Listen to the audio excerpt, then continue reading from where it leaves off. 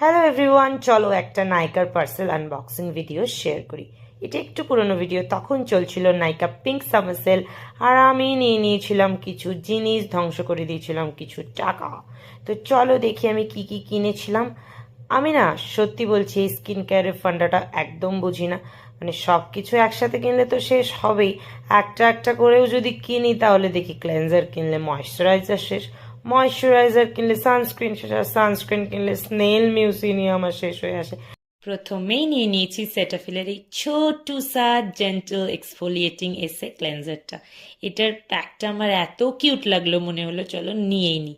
Second নিয়েছি হচ্ছে এই কটন প্যাডস, মেকআপ রিমুভালের জন্য কিন্তু এগুলো বেস্ট।